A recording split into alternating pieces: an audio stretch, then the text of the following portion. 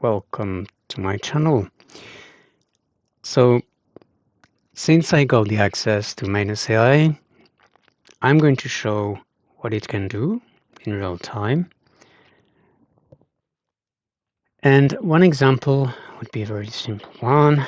I'm going to ask it to find 20 years of S&P 500 index prices. Right. So it's not very complicated.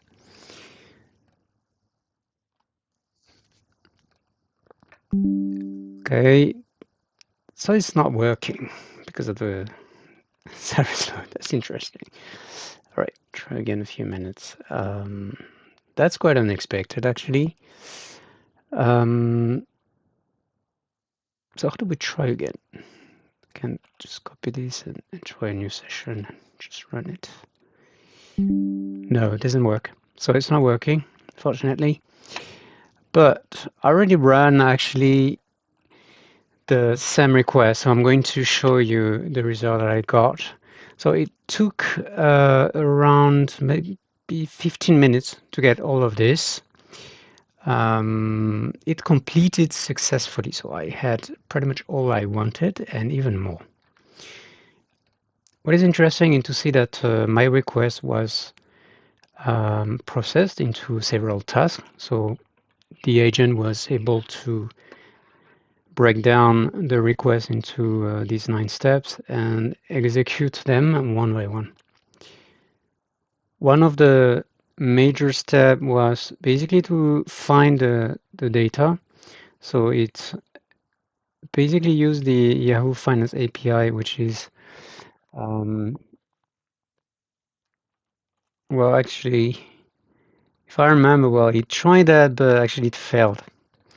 So then it went to an alternative data source. So the Python library Y Finance, which is Yahoo Finance.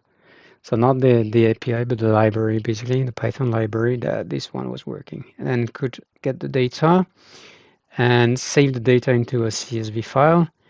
And it's also created actually graphs for visualization of the data. So it's pretty cool, and a final report that has a lot of information of what happened on the index during the 20 years. So we can have a look basically at what happened going from the beginning.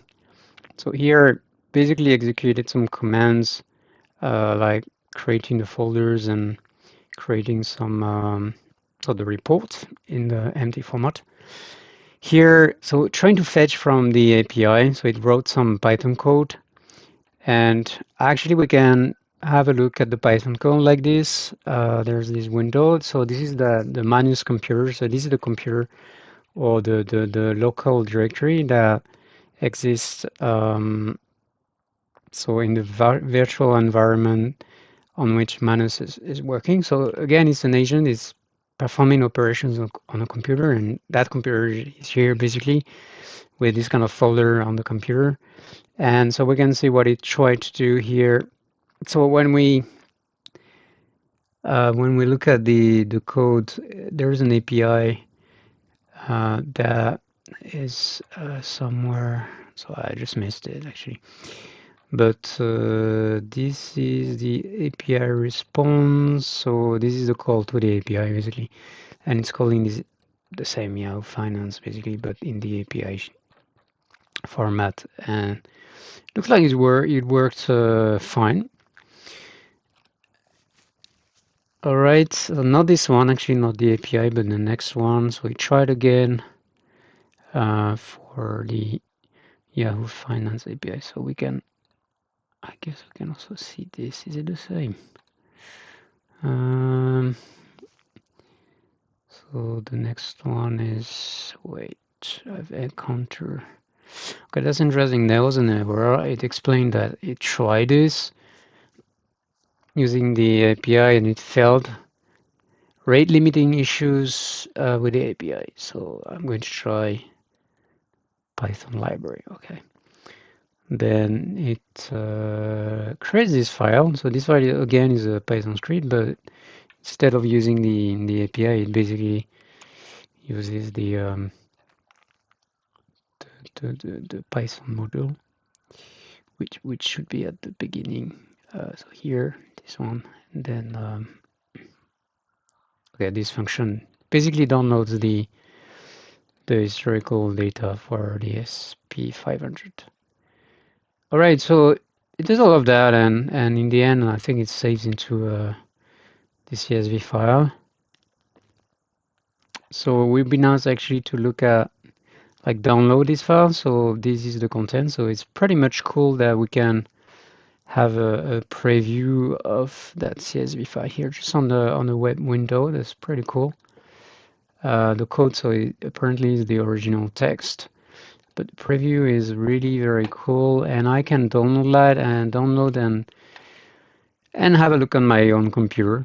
So I do have Excel. We can look at Notepad as well to see how the file looks like. But it should be the same as this. Okay. So Notepad is not opening. I don't know why, but it's fine. What is this? Statistics. It looks like the Python file, the Python script was basically computing some statistics. Which one was it? So it was this one, and okay, so this is the file format. This is not the Python. Okay, this is formatted as a Python file. It's easier to have a look. And so okay, to create some graphs here, and here it generates statistics, and then it's saved into the CSV file apparently. Okay, so we just saw the statistics. Graph prepare, so the CSV file, 3 visualizations, so 3 graphs and statistics, and a detailed report. But let's look at the graphs first. So what is this? The trading volume. Okay, why not? Interesting. Looks good. And this one is a year-to-year return. Okay, yeah, from well 20 years ago. Okay, interesting. And what is this? Historical closing price. So this is every day, probably the daily closing price. Okay, that looks good. This is really excellent. But there's another good thing around this report. Basically, 20-year historical analysis, and I didn't ask that. I didn't ask all of that. But this is an explanation of what happened. So statistics, and then notable trends and events. So we see the Lehman crisis, and it really took a pounding with like minus 38% during that period, and this one, the post-crisis, some corrections, and then the pandemic, and then really then after that, an amazing return, 380% over 20 years. That's really huge. Conclusions and visualization. So again, explaining what there is in the graphs and all of that in one report. This is really excellent. So this one is the original file in MD format, so that I could basically copy this and download and modify that on my computer. Really do whatever I need on this. So I'm opening Visual Studio, and so it's in, okay, safe code browsing. Okay, but I think that yeah, okay, thank you. All right, yeah, so then we should be able to preview this and to so actually wait, I don't know how to do that, unfortunately, so I will not try now. So this is the list of the files. It can be sorted. That's cool. Right, and this is the final report here that I just showed. Task completed, successfully gathered, analyzed, and delivered 20 years of SP500 historical data to the user. Manus has completed the current task and is ready for new requests or revisions. So we can apparently ask for revisions, so we can ask a bit a slightly different thing, or maybe we can ask a different graph as well. I'm not sure I need this training volume, but if I wanted something, I'd like to see the historical volatility of the SP500. So the kind of volatility that is of the daily prices. So can you plot the historical volatility of the price? Right, so let's see what it does. But it looks like it's pretty smart anyway, so it's probably going to do something smart with that request. Assuming that it's working, because just like 10 minutes ago it was not working actually. But let's see if it works. Okay, yeah. So I'll create a plot of the volatility for you. Use the same data, of course. Yes, you have it. So this one, I guess it's just going to read the CSV file that it already downloaded, and it's already on its computer. So here we can see what is, can we see what is happening on the computer? I'm not sure actually if we can really visualize what is happening on the computer. Probably not, because is it this one actually? Jump to live. Oh, so this is live. Okay. So this is what is really happening on the computer, and now it's just created the Python script. Okay. So this is the step of creating this file. Okay, that's pretty cool. Next, what is it going to do? Because it's kind of takes some time. So this was done, and now it's doing something. So what is it? Wait, calculate the volatility using multiple time windows. Yes. Okay. So this is the okay Ubuntu. There's an error in the. That's interesting. There's an error in the Python script. So what is it? There's an error with the date. So what I saw from my previous experience is that it can actually correct the errors. So this is this one, the troubleshooting data loading issues. So I'm not really sure. Did it succeed already to get the historical data? I'm not sure. This is what is this data? It's not all the data, so it's kind of strange. Okay, I don't really know what it's doing. So it's doing again the script here.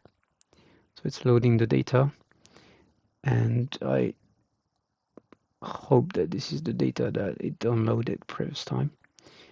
And now there's an error. Okay, so again, close. Something is wrong with this Python script when calling the loading the historical data. So that's a bit concerning, quite unexpected. It looks like it's doing the same thing.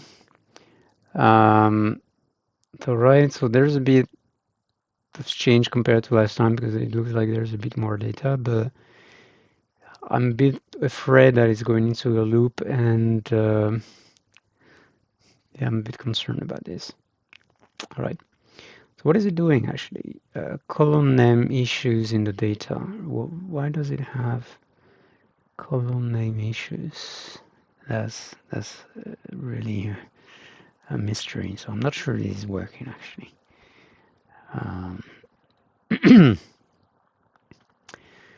So the steps are first access the existing data. Okay, that's pretty obvious. And then working on examine and pre-process the data file structure. It's kind of crazy because actually this is Manus who created this file, and then now it doesn't. It looks like it doesn't remember how the file is actually configured. It doesn't understand the columns anymore. So here, I think the date was maybe failing because of format, and it changed the format and it got the right one, and then there was next, so the error on the column names for the close, but It looks like it's trying to do again something else. Did it work? Oh, interesting. Fixing the data format issue. So this is what I mentioned. But after the okay, it looks like it's working fine actually. So it went to the third step. So it has the data. Basically, it sort of managed to get the data. Even though when I look at this, I'm not really sure what is happening. Oh, this is the volatility. So it computed the volatility and saved into the file already. It's pretty cool. Okay, so there's a, oh wow. Okay, there's a graph. Pretty cool. And okay, task completed. There's a message on my Windows environment. And what does it look like? Okay, so what is this? Yes, can I download this? I'm not sure. How do I get the files here and the images? And yes, this one, but it doesn't look like there's a function for downloading here. Maybe here? Yes, here. Okay, perfect. So now I have it on my computer. Okay, very good. So what does it look like? What is this? This is crazy. It's just even like I did some wait. I did some like key moments, financial crisis, the COVID and rate hikes begin. Yeah, this is very quite recent.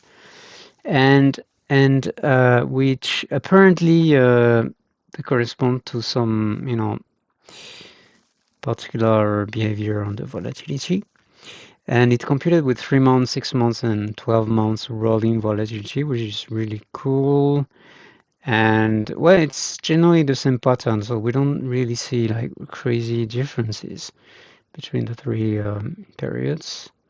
So that was definitely an increase in the 2008, and that's when the SP crashed. Really, we can say that it's 38% decrease.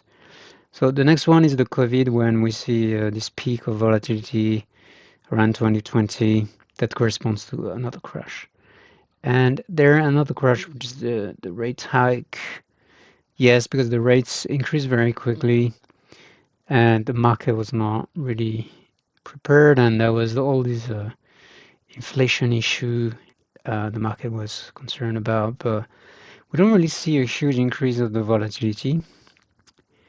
Slight increase, yes, but not as much as the other points. So one thing to notice. The other thing is I'm not really sure about this in 2012. Looks like the short-term volatility kind of increased, but without really significant change in the, I would say, the trend or the short-term behavior of the SP index.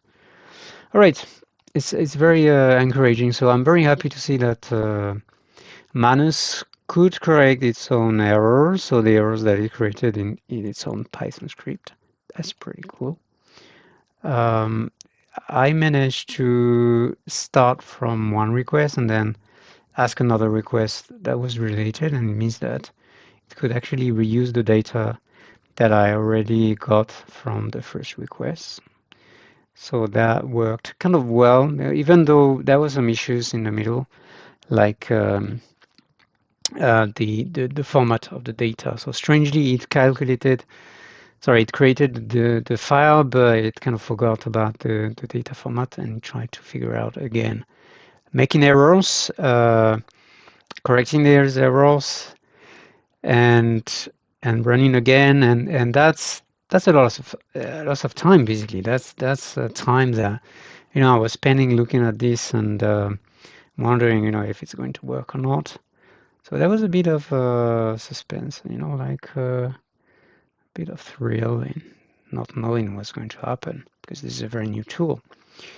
But the conclusion is that the result is it's quite impressive because it actually does more than what we ask. The thing is about the extra where not only the basic task is achieved, but actually you've got some extra like bonus output and like expertise on what is happening, because I didn't ask anything about this interpretation or kind of this analysis of the volatility, you know. So it basically said there are, you know, um, okay, so it's computed like this, and there are uh, volatility spikes, and why do they happen? Um, so the volatility spikes during the market downturn and highs volatility, etc. So this is something that actually I didn't ask at all. I just asked to plot the volatility. That's it.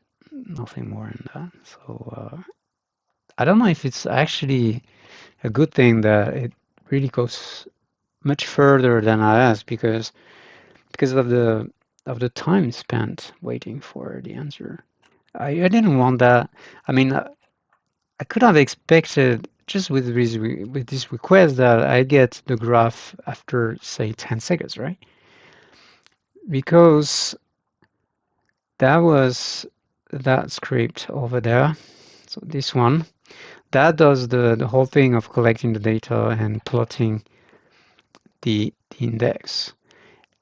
And it could have just adjusted this Python script, just change the script to uh, calculate the volatility and display on the graph. And that's it. Reuse this Python script. It did not do that. It reused the data in the CSV file, but it didn't reuse apparently this code.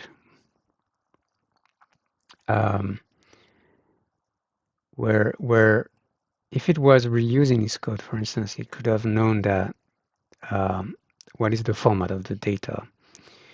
That's one thing. So it wouldn't have probably issues of the format. So, okay, there are some limitations, but that is very promising. And maybe the request is too general, so I should maybe narrow down a bit the scope, be more precise. Maybe tell Manus to plot, but just plot, nothing else. Maybe I should have asked to reuse the previous request. So to reuse the Python script because the data was there already. Um, you know, this is probably some area for experimenting and trying to optimize this AI agent. I think that could be a good, an interesting option. And what else do we got here? I think that I noticed something which is so we have a link here and we can apparently connect to the computer. So it's an Ubuntu OS, and so I'm really here into the agent computer. This is really what the agent uses, or the applications that were opened by the agent, the files that were created. But I think that especially this is probably how the the agent wrote the script. I'm not really sure maybe if it's created from VS Code or if it's created from just a pure raw text file. That's not very clear. But we can think that it used this environment basically for doing the stuff. So this VS Code. And we have the web browser that I didn't use, so there's an empty window, so it makes sense. I can even, all right, I can just also, I don't know if I can browse on that computer. That's kind of weird because this is not my computer. Okay, it's kind of weird. I'm not really sure if I can do things that I'm not supposed to do with this, but I'm sure they have enough security. They probably are careful with that. But it looks like I can manually actually use that browser. So yeah, it's kind of weird. But anyway, that's very transparent. Actually, I think that you know being able to see what the agent is doing live and being able to see the environment and even like manipulate the environment by myself possibly so changing the environment and then asking the agent to work on that. I think it's really very nice. It looks like very flexible system to use for a user like me, you know. So overall, I think this all the thing is pretty good. It works pretty well. Um, I'm pretty happy with that. And it's a free tool for the moment, so I was invited just because I'm lucky, to be honest. I don't have specific connections or, you know, just really, I just, you know, applied and I got the access. That's it. But the concern that I may have is really this now this interruption of service because of the high load. That's not surprising because it looks like they are distributing this access now to much to many more people, and it's probably natural that their servers get a bit too high load currently.